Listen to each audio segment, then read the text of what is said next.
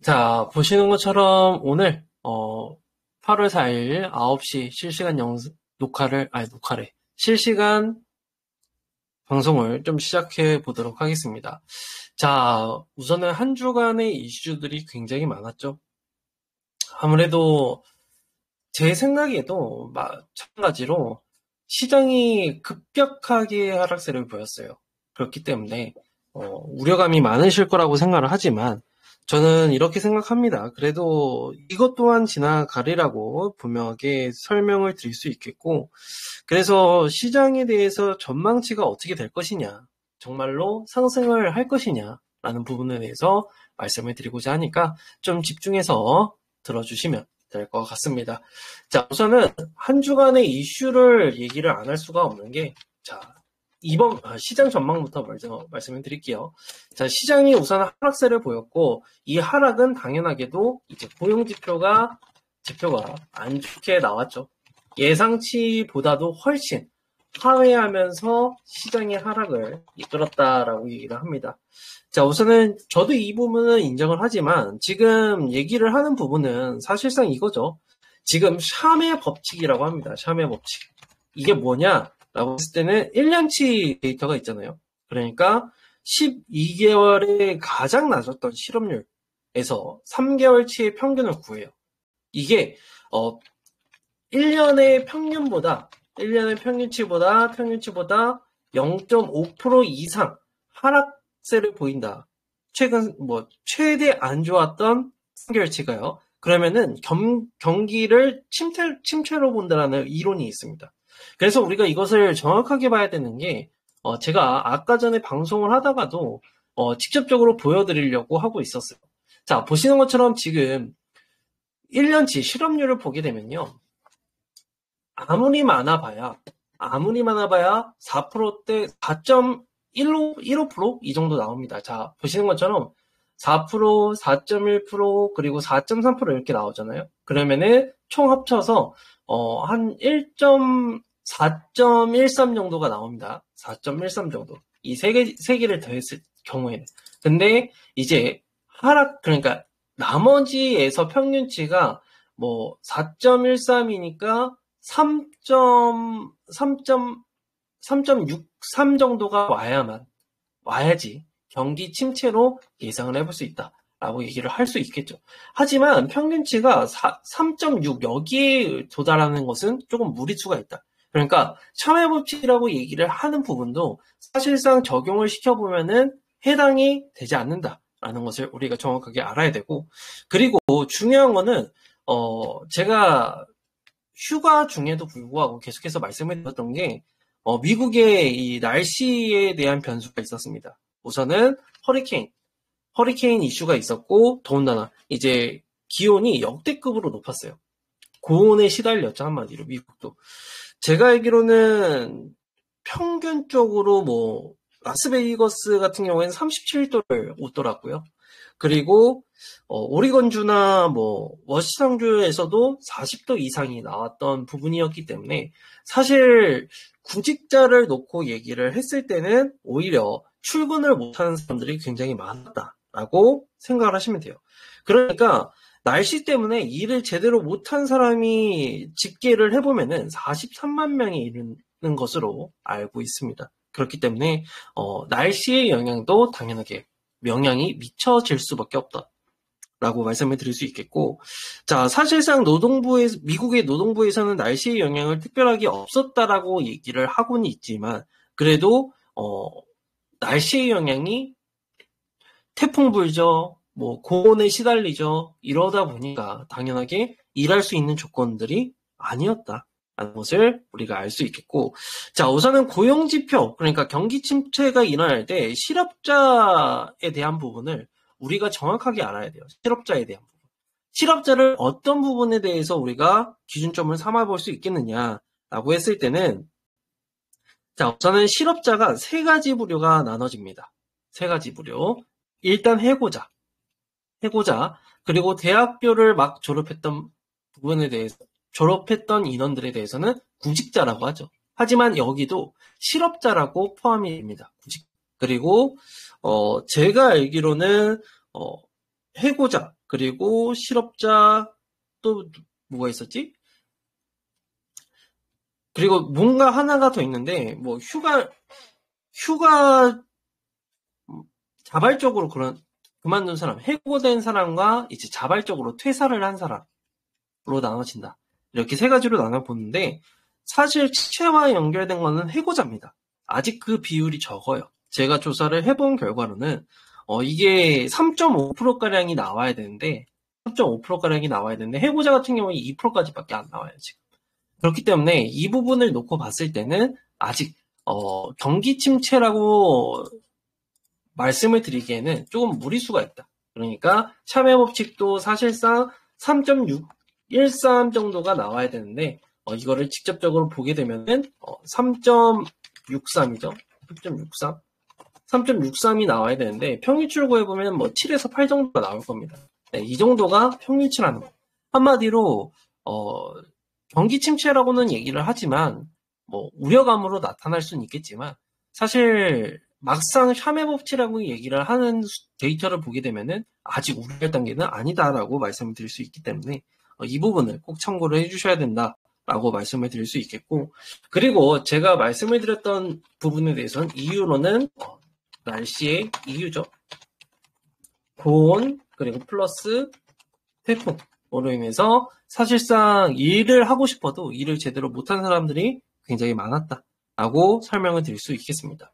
자, 그러면은 이제 일단은 이 부분을, 고용에 대한 부분을 말씀을 드렸어요. 하지만 또 이슈가 있죠. 5일날에는 다들 아시는 것처럼 이제 공격을 한다라고 얘기를 했습니다. 자, 다들 아시는 것처럼 그 5일날 타격을 한다라고 얘기를 하고 있는데 분명하게 제가 이 이스라엘과 이제 이란 그리고 하마스 중동에 대한 부분은 트럼프의 영향이 가장 크다라고 말씀을 드릴 수 있겠죠. 자, 왜냐면은 이스라엘이 친 트럼프.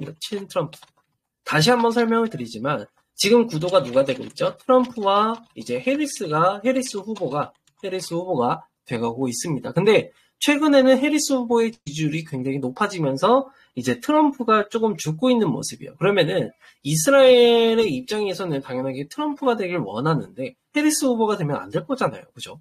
그러면은 여기서 이스라엘이 가지고 있는 무기가 무엇일 거라고 생각을 해보면은 당연하게 전쟁에 대한 갈등을 보조시키는 겁니다.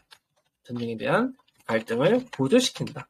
그러면은 이것을 봤을 때는 당연하게도 전쟁을 일으키고 그리고 타격을 하면 트럼프가 종결을 시켜준다라고 이미 얘기를 했기 때문에 여기서 트럼프의 지지율을 끌어올릴 수 있다. 그러면은 지금 전쟁에 대한 갈등이 고조가 되고 있는데 트럼프 지지율이 조금이라도 올라와서 해리스를 역전을 하잖아요. 그러면은 이스라엘은 다시 잠잠해집니다. 이거를 우리가 꼭 알아야 돼요. 그렇기 때문에 이 점을 꼭 놓고 알아두시면 좋을 것 같고요. 그리고 최근 들어서 코로나 확진자가 많아지면서 히트주들이 다시금 올라가는 모습을 보였다라고 설명을 드릴 수 있겠죠. 그렇기 때문에 이렇게 이슈들을 먼저 알아보면은 이렇게라고 말씀을 드릴 수 있겠죠. 근데 사실상 코로나 같은 경우에도 현재는 감기에 대한 부분이다 보니까 사람들의 인식이 그냥 독감 이 정도 수준이기 때문에 뭐 당연하게 예전만큼 코로나가 처음 터졌을 때 그러한 상승률은 못 보일 거라고 저는 생각을 합니다. 이 점을 꼭 알아두시고, 더나 5일에 타격을 한다는 것은 당연하게 중동에 대해서 문제가 발발이 되면은 뭐 해운주들을 올라가겠고, 그리고 당연하게도 이 해운주들과 플러스 또는 이제 에너지 업종이 관련주들이 상승폭을 키워간다는 것을 우리가 알 수 있겠죠. 네, 이 점만 알고 있으면 됩니다. 그렇기 때문에 단기적으로 봤을 때는 해운주들과 에너지주들을 보시는 게 낫고, 만약에 내가 길게 보겠다, 길게 투자를 해서 크게 예상을 하고 있다라고 한다면 오히려 트럼프의 지지율을 놓고 우리가 지금 조정세를 왔을 때 뭐 재건주들이나 이런 종목들에 대해서 눈여겨볼 필요가 있다. 그리고 샤메 법칙 같은 경우에도 우려할 단계는 아니지만 지금 시장에서는 그렇게 받아들이고 있기 때문에 조정세를 보일 것인데 이제 다음 주에는 한 번 더 하락세를 보이고 나서 끌어올리는 모습을 보이지 않을까라고 저는 생각을 합니다. 그렇기 때문에 이 점을 꼭 참고해 주시면 될 것 같고, 그리고 한 주간의 이슈로는 사실상 그거죠. 뭐 내일부터 바로 해리스 부통령에 대해서 이제 러닝메이트가 발표가 될 예정이고, 더구나 최근에 일본에 대해서 금리 인상이 얼마 전에 일어났습니다. 그렇기 때문에 제가 알기로는 850원까지 갔다가 이제 950원까지 올라가는 모습을 보였는데, 환율이요. 그렇기 때문에 여기에 따라서 이슈가 있는 거 아니냐라고 하시는 분들이 꽤나 계신 걸로 알고 있는데, 사실상 그렇게 큰 영향은 없었다. 사실 끼워 맞추기였다라고 생각을 합니다, 저는. 그렇기 때문에 이 점을 꼭 참고해 주시면 될 것 같고, 한 주간의 이슈로는 당연하게 5일, 내일이죠. 이제 이스라엘과 이란에 대해서 공격에 대한 부분 나올 것이고요. 그리고 이것으로 인해서 에너지 관련주들과 방산, 그리고 에너지 관련주, 회원주들 올라갈 것으로 예상이 되고 있고요. 그리고 이제 5일 날에는 이제 해리스 러닝메이트가 발표가 될 예정이다. 그러면은 여기서 현대약품이라든가 아니면 관련주들이 있죠. 네, 그런 종목들 다시 한번 뻥튀기가 나올 수 있다. 변동성이 나올 수 있다는 것을 우리가 알아야 된다라고 말씀을 드릴 수 있겠습니다. 자, 그리고 나서 한 주간의 이슈, 그러면은 이제 이스라엘, 이란 말고도 어떤 이슈가 있을까라는 고민을 좀 해보면은, 사실상 저는 한 주간의 이슈가 지금 파악하는 걸로는 이 두 가지라고 생각을 해요. 네, 그렇기 때문에 이 부분을 꼭 참고를 해주시면 될 것 같고, 그것 외에는 딱히 없는 상황이다라고 말씀을 드릴 수 있겠죠. 그렇기 때문에 이 종목들에 대해서 단타적으로는 굉장히 조금 쳐다볼 만하다라고 말씀을 드릴 수 있겠고, 방산이나 에너지, 해운주들은 제가 계속해서 올려드릴 예정이니까 꼭 참고를 해주셔라. 그리고 업종별로 전망을 좀 나눠보자면은, 사실 반도체주들이 굉장히 많이 떨어졌습니다. 다들 아시는 것처럼. 반도체주들. 그러면은 우리가 반도체를 어떻게 봐야 될까라고 고민을 해봤을 때는, 여기서 반도체는 저는 여전히 긍정적이라고 생각합니다. 여전히 긍정적이고, 지금 하락폭이 굉장히 크게 나왔어요. 다들 아시는 것처럼 삼성전자, 그리고 SK하이닉스 모두 하락폭을 굉장히 많이 키웠던 모습이었습니다. 하지만 저는 분명하게 설명을 드릴 수 있는 게, 저는 이렇게 생각해요. 자, 어찌됐든 삼성전자에서 컨퍼런스 콜에서 뭐라고 했었냐면은 이제 올해 내로 HBM4를 개발을 하겠다라고 얘기를 합니다. 25년에 개발을 하겠다라고 얘기를 하고요. 삼성에서 25년 HBM 개발 선전포고를 하고, 더군다나 HBM3E는 사실 공급망을 더욱더 늘린다라고 얘기를 합니다. 그러면은 아직 퀄 테스트가 통과를 하지도 못했음에도 불구하고 얘기를 한다는 것은 퀄 테스트를 무조건 통과한다라고 우리가 해석을 해볼 수 있겠다라는 것을 정확하게 설명을 드릴 수 있겠죠. 그러면은 결과적으로는 관련주들, 그러니까 HBM을 삼성에 공급하고 있는 부품 장비 소재, 이러한 부분들을 공급하고 있는 관련주들이 다시 한번 반등세를 보일 수 있다는 것을 우리가 정확하게 알아야 된다라고 말씀을 드릴 수 있겠고요. 그리고 바이오주는 사실상 저는 이렇게 생각합니다. 만약에 저희 가족분들이 가장 많이 들고 계시는 게 삼천낭제약, 그리고 알테오젠, 그리고 리가켄바이오가 가장 많으신 걸로 알고 있어요. 근데 알테오젠은요, 오히려 매수의 기회, 그러니까 비중을 추가할 수 있는 기회가 열린다라고 말씀을 드릴 수 있겠고요. 삼천낭제약도 마찬가지. 그리고 리가켄바이오는 시장을 역행을 하고 있죠. 그렇기 때문에 걱정하실 필요는 전혀 없다.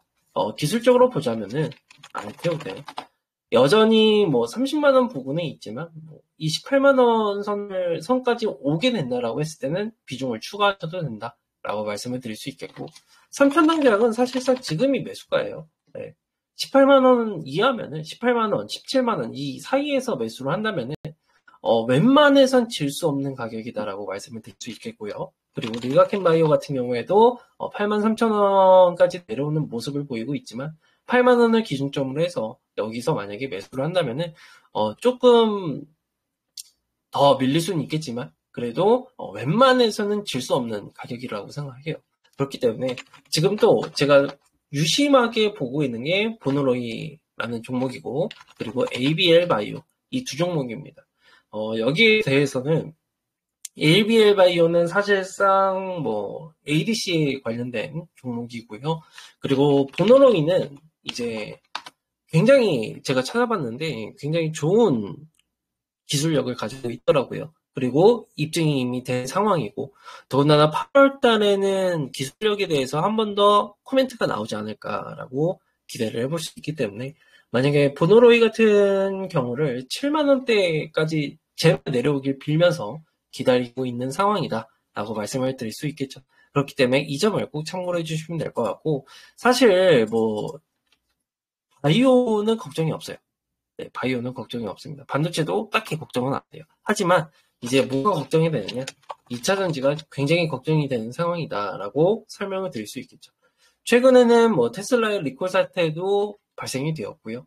더군다나 2차 전지 하면은 다들 아시는 것처럼 금리 인하를 앞두고 있는데 지금 떨어지고 있는 모습이 굉장히 조금 부담스럽다라고 하실 수 있어요. 포스코 홀딩스. 자, 제가 생각을 하더라도 지금 2차 전지가 반등세를 보일 구간이긴 하거든요.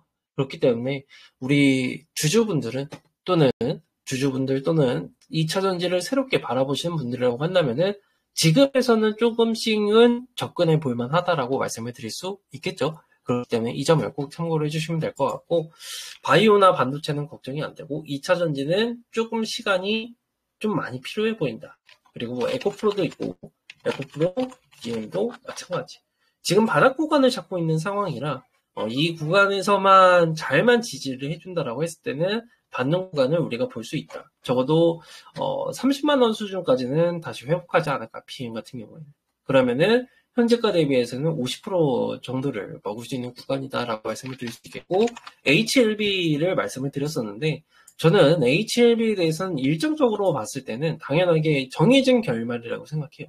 어찌됐든 뭐 FDA에 대한 승인을 바라보는 것은 솔직하게 말씀을 드리면 미지수라고 생각합니다. 확률은 높은 부분이지 미지수이지만 그래도 FDA 재접수가 시작이 되면은 당연하게 갭상승이 발휘가 될 것이기 때문에 우리 주주분들은 당연하게 HLB를 바라봤을 때는 긍정적으로 바라볼 수밖에 없는 상황이다. 그래서 저는 95,000원에서 10만원 사이까지는 무조건 다시 한번 와줄 거라고 생각을 하고 있기 때문에 이 점을 꼭 참고를 해주시면 된다라고 말씀을 드릴 수 있겠죠. 그리고 원전에 대해서는 사실상 그거죠. 뭐 두산 에너빌리티가 지금 하락세를 계속해서 보이고 있는데 저는 이렇게 생각합니다. 사실 이 원전에 대해서는 지금 가장 문제점이 배임도 터졌고 이제 합병에 대한 문제죠. 합병에 대한 문제인데 합병이 사실상 말이 안 돼요. 이게 두산 로보틱스를 3주를 주고 뭐 두산 에너빌리티에 대해서 100%였던 부분이 75%로 감소를 한다. 만약에 100주를 가지고 있으면 75주가 두산 에너빌리티로 축소가 되는 거고요. 3주는 두산 로보틱스를 드리는 거다. 그러면은 여기서 생각을 해봤을 때는 당연하게 말이 안 되는 합병 비율이거든요. 뭐 예를 들어서 거기서는 시가총액을 예시를 들었지만 두산 마켓이 당연하게 아시는 것처럼 캐시카우 역할을 하면서 계속해서 저평가를 받아왔기 때문에 그 평가를 기준점으로 받는 게 맞는 것이냐라고 할 수 있기 때문에 두산 에너빌리티는 장기적으로 바라봤을 땐 괜찮지만 지금 당장에 내가 떨어지는 칼날을 잡아보겠다라고 얘기를 하시면은 전 오히려 반대다. 오히려 16,000원 선까지도 내려올 수 있는 상황이기 때문에 우리는 이 가격대까지 바라보셔야 된다라고 설명을 드릴 수 있겠죠. 그렇기 때문에 우리 주주분들은 너무 조금 실망감이 많으셨을 거라고 생각해요. 하지만 제가 보더라도 체코에 대해서 원전 수주를 우선 협상자로 진행이 되고 나서 배임 터졌죠. 합병 터졌죠. 그리고 원전에 대해서 다시 보려면 시간적인 부분이 어느 정도 필요하다. 그리고 우리가 일정적으로 봤을 때는 25년도 3월에는 이제 정확한 수주 금액이 발표가 되기 때문에 이때를 우리가 노려봐야 된다라고 말씀을 드릴 수 있겠죠. 그렇기 때문에 이 점을 참고해 주시면 될 것 같고, 사실 이번 주는 사실 제가 시장을 많이 못 봤어요. 왜냐면은 다들 아시는 것처럼 제가 휴가를 갔다 오느라고 중간중간 보긴 했지만 그래도 매일같이 보는 것과 조금 쉬었던 것과 다르죠. 그렇기 때문에 이 점을 꼭 참고해 주시고, 원전 같은 경우에는 시간적인 문제지 만약에 장기간으로 내가 투자를 하겠다라고 얘기를 하려면은 시간적인 문제이기 때문에 바라보셔도 좋다. 하지만 단기간으로 봤을 때는 매력도가 많이 떨어진다라고 말씀을 드릴 수 있겠고요. 그리고 최근에 이제 에너지 관련주와 더불어서 이제 유가 관련주들은 당연하게 단타적으로만 보셔야 된다. 왜냐면은 이스라엘에 대한 이슈가 실시간 속보에 따라서 왔다 갔다 거리는 건데, 만약에 공격을 안 했다, 만약에 보복을 안 한다, 뭐 흐지부지 끝난다라고 하면은 당연하게 에너지 쪽이나 아니면 유가 관련주들도 하락세를 보일 가능성이 높다라고 말씀을 드릴 수 있겠고, 그리고 대왕고래 같은 경우에는 당연하게 지금 로드맵이 조만간에 발표가 될 예정이기 때문에 일정주로 우리가 계속해서 바라보시는 것도 나쁘지 않다라고 말씀을 드리겠고, 재건주들은 당연하게 저는 해리스 후보나 이제 트럼프가 재건에 대해서는 진심이라고 생각합니다. 왜냐면은 우크라이나와 러시아에 대한 갈등이 종결이 되면은 어찌됐든 해리스 후보나 트럼프 후보나 마찬가지로 긍정적인 시그널지를 낼 수가 있기 때문에 이 부분은 중복이 될 것으로 예상이 된다. 해리스 후보도 재건에 대해서 긍정적인 면모를 보일 가능성이 굉장히 높다라고 말씀을 드릴 수 있겠고, 그리고 또 뭐가 있을까요? 자율주행은 이제 10월 10일로 이제 픽스가 났죠. 날짜가 테슬라의 픽스가 났기 때문에 8월달 말 또는 9월달 초 이때쯤이면 당연하게 자율주행을 바라보시는 게 맞다라고 생각을 합니다. 물론 이게 장기적인 측면보다는 뭐 단기적인 측면으로 바라보는 거기 때문에 이 점을 참고를 해주시면 될 것 같고, 저는 우리 주주분들이 너무 지금 시장에 대해서 걱정을 안 하셨으면 좋겠어요. 제가 아까 전에 말씀을 드렸던 것처럼 저도 데이터를 다 찾아보고, 그리고 오늘 엊그제에 대한 하락은 사실 어떠한 이슈가 터졌을 때, 뭐 경기 침체가 시작이 된다라고 얘기가 나왔을 뿐이지, 데이터로는 아직 그렇게 우려할 단계는 아니기 때문에, 우려하실 필요는 없다. 오히려 기회가 열렸다라고 생각을 하시면 좋을 것 같아요. 그렇기 때문에 이 점을 꼭 참고로 해주시고, 저는 이렇게 생각을 합니다. 오히려 지금 신용잔고도 털려 있고, 제가 올려드리고 있죠. 이게 코스피고, 이게 코스닥 신용잔고 추이입니다. 반대 매매가 조만간 나오게 되면은 당연하게 우리는 추가 매수를 무조건 해야 되는 상황이고, 만약에 자금이 있다라고 한다면은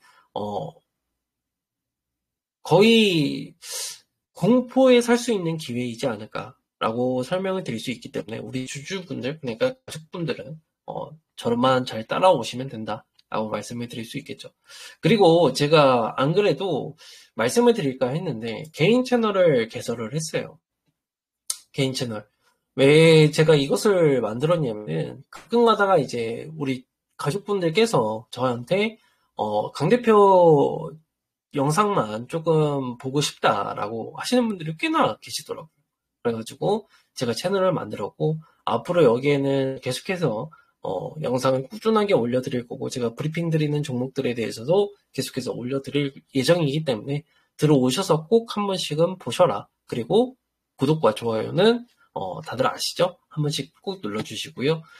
저는 그리고 또 어떤 섹터가 있을까요? 어떤 섹터가 있을까?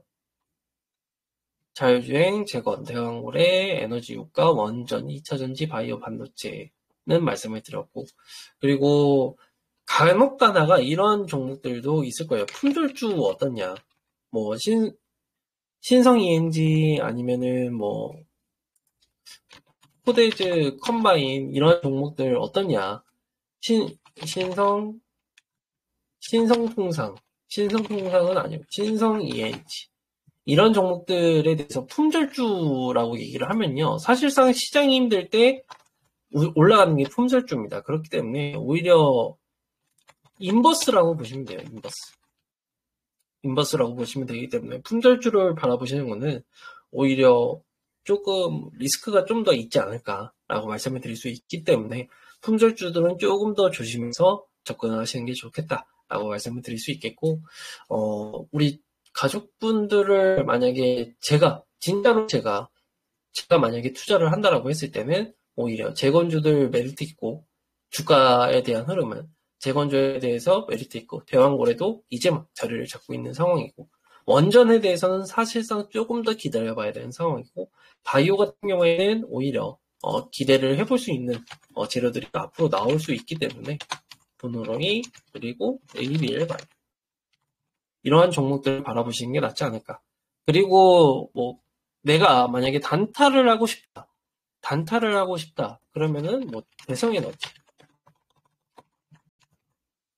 대성에너지나 이러한 종목들이 지금 뿔 달리고 내려오는 부분이라 이러한 부분 생각을 해보시면 좋을 것 같다라고 말씀을 드릴 수 있겠고, 저는 우리 가족분들과 소통을 하기 위해서 손을 흔드시면 말씀을 하셔야 돼요. 제가 직접 보여드릴게요. 요님이 손을 드셨는데 마이크를 끄셨네요. 잠깐 눌러본 것 같습니다. 네, 우선은 이렇게 정리를 해볼 수 있고, 사실 저도 시장을 바라보는 입장에서 시장이 악화가 되면 저도 사실 할 게 없어요. 자, 보시는 것처럼 직접적으로 보여드릴게요. 자, 코스닥 지수나 아니면 코스피 지수가 3%나 아니면 4% 넘게 이렇게 하락세를 보이는 날에는 솔직히 말씀해드리면 저도 왜 이런지에 대해서 이유를 찾아보고 아닌 이유에 대해서 찾아보고 이러한 부분이 있고, 하락이 나왔을 때 내가 어떻게 대처를 해야 되는 것도 굉장히 중요하거든요. 근데 사실상 대처를 하는 부분에 대해서는 이제 그거죠. 하락에 대해서 내가 그대로 끌고 갈 것인가, 반등이 나올 만한 하락인가, 이것을 판단을 해야 되고, 그리고 두 번째로는 만약에 하락이 계속해서 나올 수 있겠다라고 얘기를 한다면은 당연하게 포트폴리오에 대한 지금 마이너스이더라도 포트폴리오에 대한 현금을 최대한 만들어내는 게 중요하지 않을까라고 말씀을 드릴 수 있겠죠. 사실 지금 국내 시장은 박살이 났지만 오히려 우리에게는 기회가 열리는 시장이라고 생각해 볼 수 있어요. 왜냐면은 요새 들어서 계속해서 미국 주식이 눈에 끌리더라고요. 자, 보시는 것처럼 엔비디아도 보시는 것처럼 이렇게,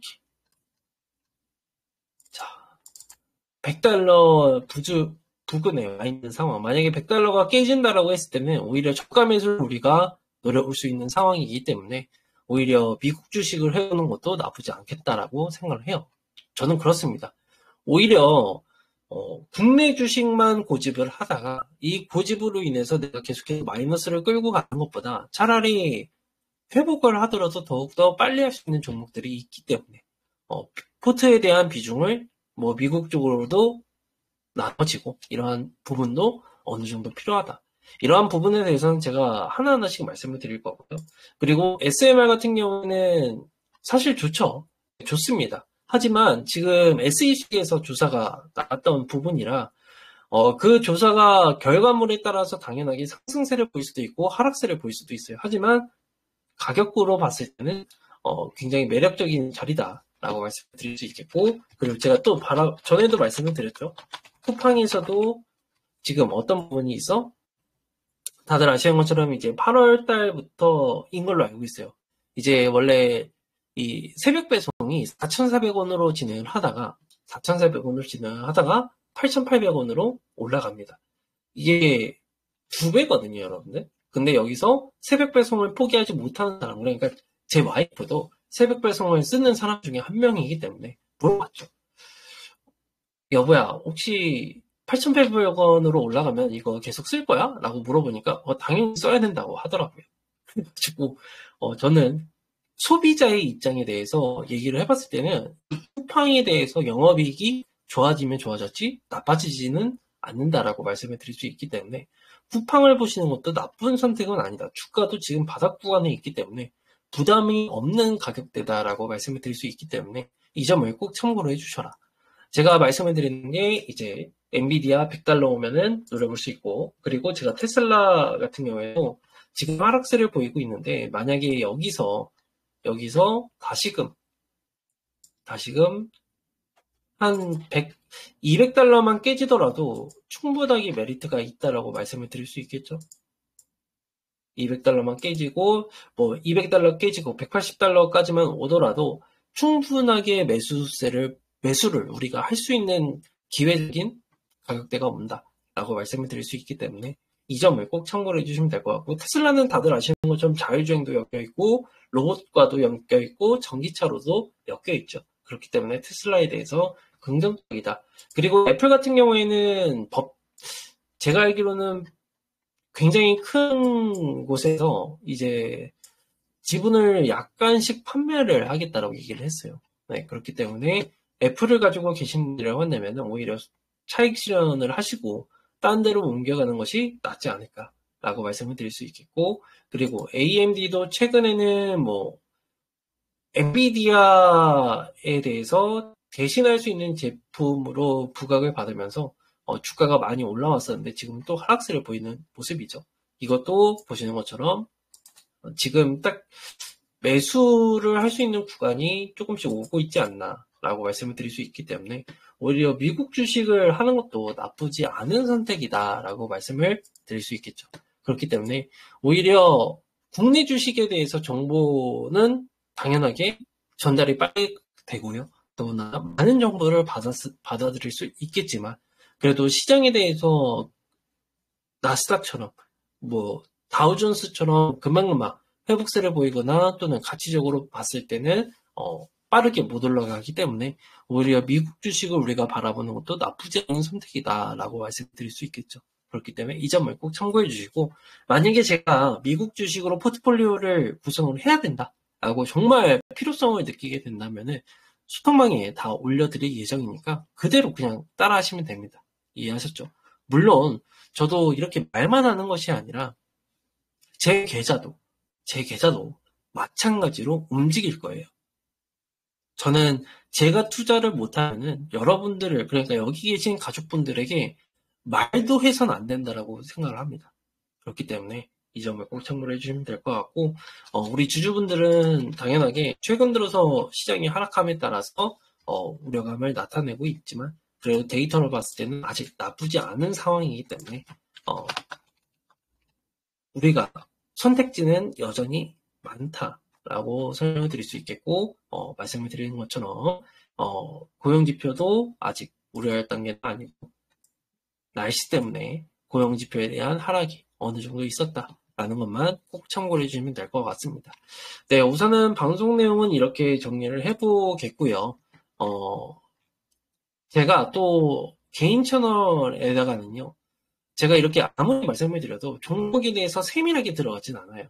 다들 아시는 것처럼. 알테오젠에 대해서 제가 브리핑을 매일 드렸었는데, 거기에 대해서 세부적으로 들어가진 않았기 때문에, 오히려 개인 채널을 만든 이유도, 세밀하게 좀 봐드리기 위해서 만든 부분이니까, 좀 영상을 보시고 나서, 좋아요, 그리고 댓글, 소통을 하고 싶다. 만약에 궁금한 점이 있다. 라고 하면은 댓글로도 달아주시면은 제가 거기에 따라서 또 답변을 드리는 영상을 또 찍어드리고 그렇게 진행을 할 테니까 많은 참여해 주시고 제 채널 올려놨으니까 구독과 좋아요 한 번씩만 부탁을 드리면서 오늘 영상은 여기까지, 실시간 방송 여기까지 마무리를 해볼 텐데 혹시 질문사항이나 아니면 지금 대화를 좀 해보고 싶다라고 하시는 분들 계신가요?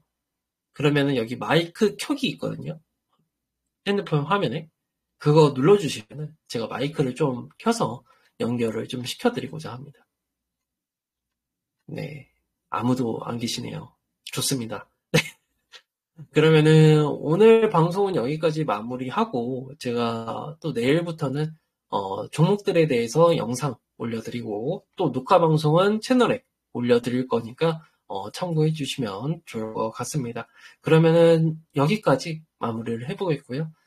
다음 주에 또 뵙는 것으로 진행을 해보도록 하겠습니다. 네, 다들 주말 마무리 잘 하시고 저녁 시간인데 잘 쉬시고 내일 출근하시는 분들은 내일 암울하게도 잘 출근하시면 될 것 같습니다. 그러면 오늘 영상 여기까지 마무리하고요. 실시간 방송 여기까지 마무리하고 다음 주에 또 뵙도록 하겠습니다. 감사합니다.